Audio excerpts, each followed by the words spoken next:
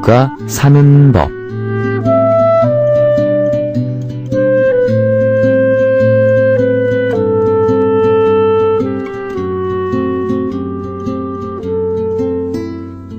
나는 그 노인이 원조 묵밥의 창시자인가 싶어 바짝 긴장했다.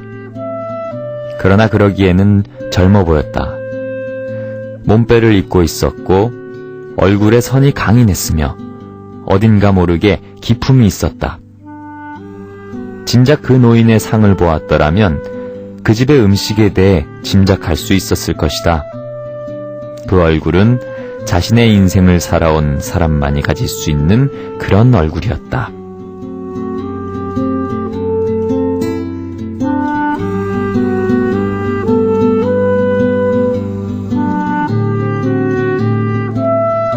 좋아하는 음식을 찾아서 맛을 본다는 건 바로 소풍 같은 것이다.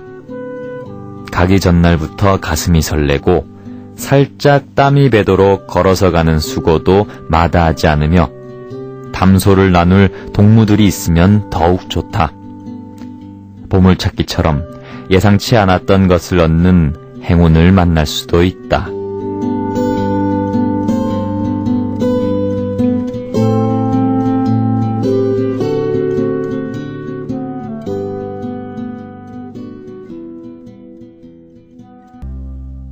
네, 문화예술 전반에 좋은 글과 감동을 나눠드립니다. 이 배우가 사는 법. 오늘은 작가 성석재님의 소풍 가운데 소개해드렸고요. 좀 전에 보내드린 곡은 도로시 밴드의 소풍 들려드렸습니다. 오늘 소개해드린 소풍이란 책은요, 단순히 독자에게 맛집만을 소개하는 책이 아닌 음식에 관한 기억과 이야기가 있는 책이다라는 생각이 드는데요. 음식은 단순히 맛을 보고 먹는 게 전부는 아니구나 라는 생각이 들어요. 그리고 음식이라고 다 같은 음식은 아니죠. 유난히 추억이 떠오르는 음식들이 있죠. 저 같은 경우는 요새 가끔씩 그 할머니께서 해주셨던 음식들이 상당히 기억이 나는데, 할머니께서 상당히 그 음식을 너무 잘하셨어요.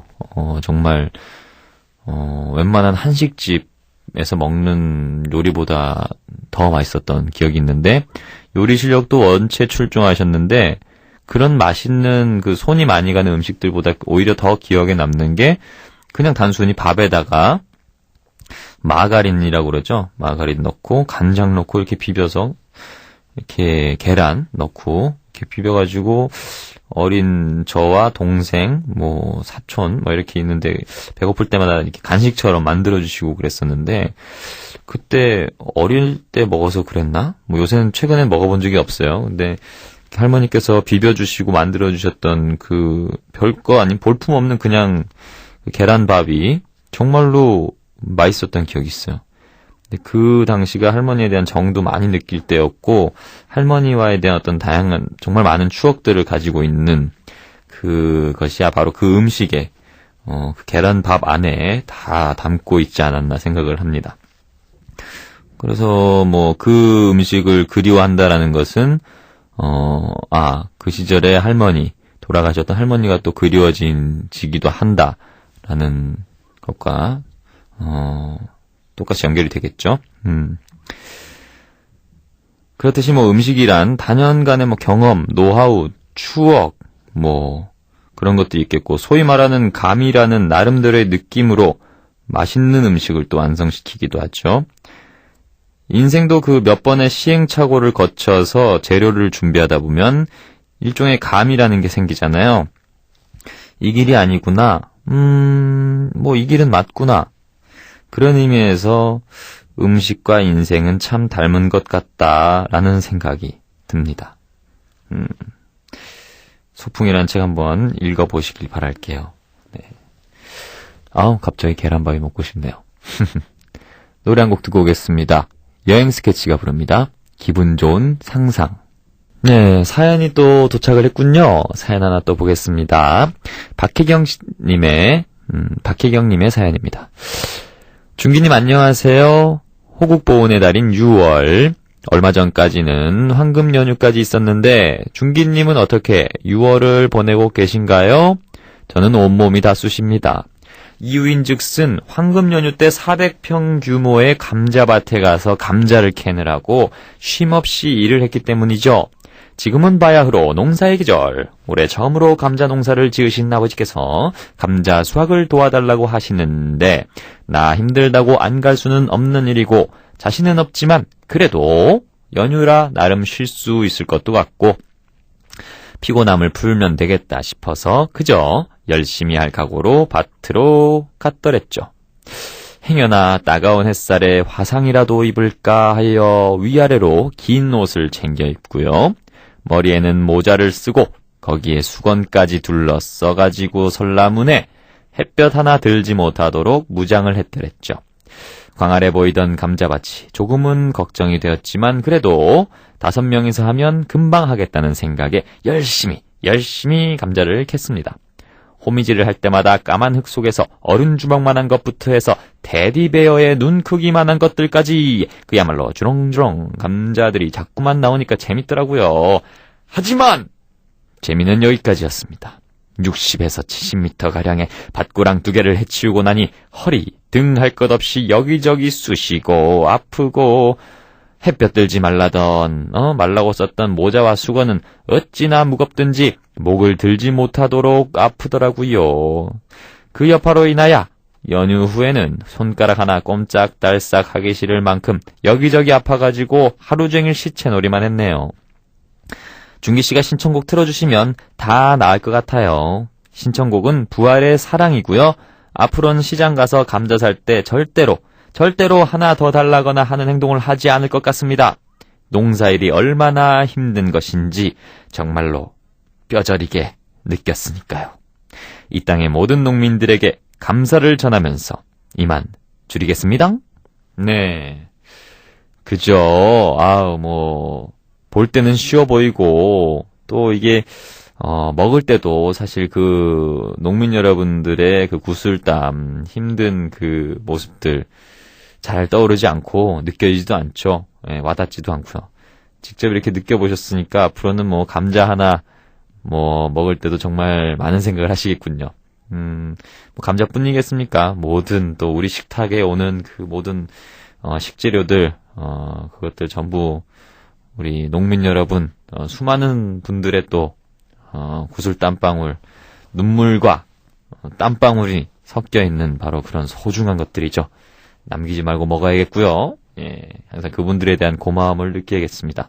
그래도 오랜만에 아버지와 함께 또 부모님과 즐거운 시간도 보내셨을 것 같고요. 네, 좋은 시간이었네요. 나름 보람 있고 교훈적인, 아주 교훈까지도 얻을 수 있었던 그런 좋은 시간 마련하신 것 같습니다. 예, 푹 좀 쉬시고, 예, 빨리빨리 좀 낫길 바랄게요. 금방 낫습니다. 근육통은, 최대한 많이 자고, 따뜻하게 몸을, 만들어주는 것이 체온도 좀 유지시켜주고, 그게 좋으니까요. 네, 따뜻한 물에 목욕도 좀 많이 하십시오. 반신욕 좋다고 그러더라고요. 그렇습니다. 박혜경님의 사연을 들어보았습니다. 자, 이렇게 해서, 한 주의 시작인 월요일에 보내드린 이준기의 주고 싶은 마음 듣고 싶은 얘기 벌써 마칠 시간이네요. 너무 아쉽습니다. 하지만 내일 또 볼 수 있으니까요. 대신에 여러분들께 아쉬운 마음을 달래드리기 위하여 팁 하나를 드릴까요? 하루에 5시간 이하로 잠을 자는 젊은 남성들 어떻게 될까요? 에너지가 줄어들고 집중력이 약해진대요. 그리고 그것은 물론 피로감을 쉽게 느끼고 근육량과 뼈의 양도 줄어든다고 합니다. 잠을 많이 못 자면은 이렇게 안 좋은 게 많군요. 저도 너무 걱정인데요. 요즘 불면증도 있고, 잠을 좀 깊이 못 자는 편이에요. 그래서 다음날 일어나면 좀 피로감도 있고 그런데, 걱정이네요. 그래서 요새 좀 이게 좀 근육에 힘이 안 들어가고, 예. 책을 읽더라도 집중력이 좀 저하되고 이랬나 봅니다. 잠을 좀 잘 자야겠습니다. 자기 전에 좀 운동을 많이 할까봐요. 좀 최대한 깊은 수면에 빠지는 게 좋잖아요. 아무래도 뭐 요새는 특히나 기온이 점점 올라가면서 저뿐만 아니라 요새 밤에 잠 못 이루시는 분들 많잖아요. 잠자리에 누워서 어떻게 하면 잠이 올까요? 깊게. 운동도 좋지만 또 하루를 돌아보면서 정리도 해보시고요. 메모하는 습관도 좀 갖다 보면은 잠자리가 한결 편해지지 않을까요? 저도 한번 오늘부터 그렇게 해보려고 합니다. 요새 명상도 한다는 거 얼마 전에 말씀드렸잖아요. 그리고 하루를 돌아보고 정리하고 메모도 해보고 명상까지 해보도록 하겠습니다. 여러분들께 오늘은 어떤 하루였는지 잠들기 전에 하루를 쭉 정리해 보시고 편안하게 잠을 청해 보시는 것도 좋을 것 같네요. 자, 이어지는 프렌즈 FM 이동건입니다도 많이 애청해 주시길 바라겠고요. 끝곡으로는 부활이 부르는 사랑 들려드리면서 오늘 마무리하겠습니다. 지금까지 연출의 이다경, 기술의 이상열, 작가 최승희, 한재훈, 진행의 저 상병 이준기였습니다. 여러분, 내일도 오늘처럼 사랑하세요.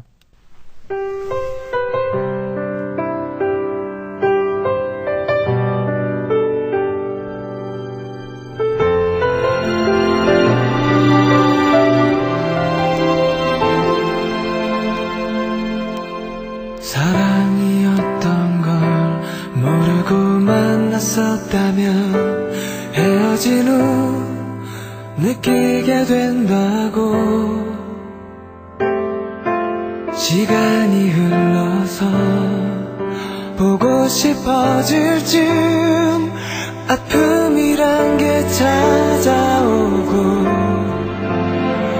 알 수 없는 그 어느 날에